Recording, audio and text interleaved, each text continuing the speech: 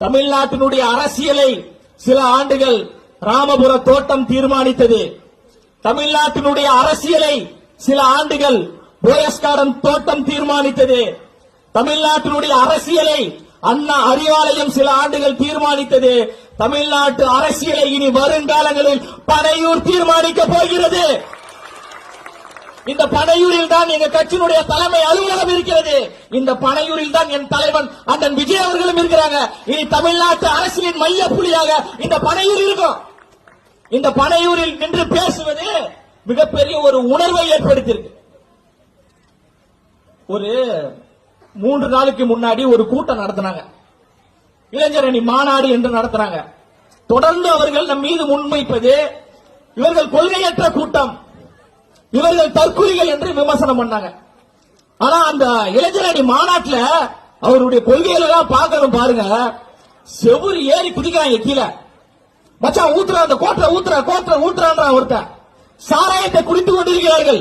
வெளியில இந்த வாழை மரத்துல தொங்க விட்டு இருந்த அந்த வாழை தார்களை எல்லாம் பிரிச்சு அள்ளிட்டு போன கும்பல் தான் இந்த திமுகவினுடைய கும்பல்.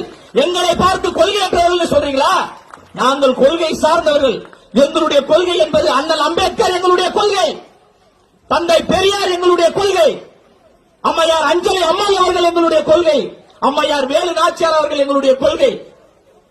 இந்த மண்ணுக்காக மக்களுக்காக உழைத்த போராடிய பெரும் தலைவர்கள் எல்லோருமே எங்களுடைய கொள்கைகள் கோட்பாடுகள் தான்.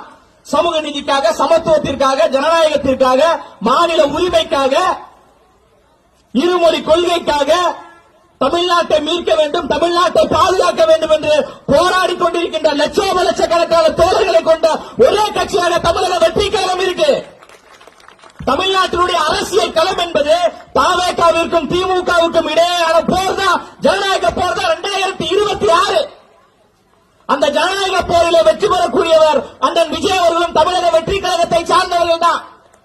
இங்கே திரளாக கூடியிருக்கின்ற இந்த கூட்டம் ஒன்றும் பணக்காரர்கள் கூட்டம் கிடையாது. எல்லோரும் பாமர குடும்பத்தை சார்ந்தவர்கள், ஏழை எளிய குடும்பத்தை சார்ந்தவர்கள். 26 சட்டமன்ற தேர்தல் என்பது பண்ணையார்களுக்கும் பணக்காரர்களுக்கும் இடையே நடக்கக்கூடிய அரசியல் போர்.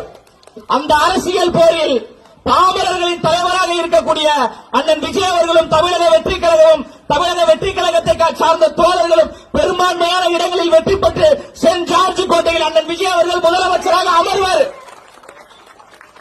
சமூக நீதி மாடல் என்று சொல்றீங்க. பல நாட்களாக தூய்மை பணியாளர்கள் போராடி கொண்டிருக்கிறாங்க தங்களுடைய கூலியை நிரந்தரமாக்க வேண்டும் என்று. ஐயா ஸ்டாலின் அவர்கள் கண்டுகொள்ளவே இல்லை. சமத்துவ ஆட்சின்னு சொல்றீங்க, ஆட்சியிலும் அதிகாரத்திலும் நாங்கள் பங்கு தரமாட்டோம் என்று சொல்றீங்க. கூட்டணி கட்சியினுடைய உழைப்பு வேணும், கூட்டணி கட்சிகள் உங்களுக்காக வீதி வீதியாக பிரச்சாரம் பண்ணணும், கூட்டணி கட்சிகள் உங்களுக்காக உழைப்பை சுரண்டணும்.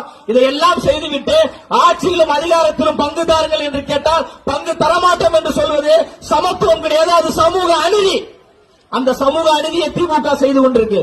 ஜனநாயக ஆட்சின்னு சொல்றீங்க, பேசுவதற்கு உரிமை இல்லை, எழுதுவதற்கு உரிமை இல்லை. இந்த அரசு செய்யக்கூடிய மக்கள் விரோத செயல்கள் குறித்து பேசினால், எழுதினால் அவர்கள் மீது பொய் வழக்கு செய்து சிறைப்படுத்தக்கூடிய ஒரு ஜனநாயக விரோத ஆட்சியாக இந்த திமுக ஆட்சி இருக்கு. அப்ப இந்த திமுக ஆட்சியை வீழ்த்தக்கூடிய மாபெரும் மக்கள் சக்தி கொண்ட ஒரே தலைவராக அண்ணன் விஜய் அவர்கள் இருக்காங்க. தமிழ்நாட்டினுடைய அரசியலை தீர்மானித்தது 3 எழுத்து மந்திரங்கள் தான். நான் மீண்டும் மீண்டும் இதை சொல்வதற்கு காரணம் என்னவென்றால், மக்கள் மறக்கலாம், ஆனால் நினைவுபடுத்த வேண்டிய கடமை எங்களுக்கு இருக்கு.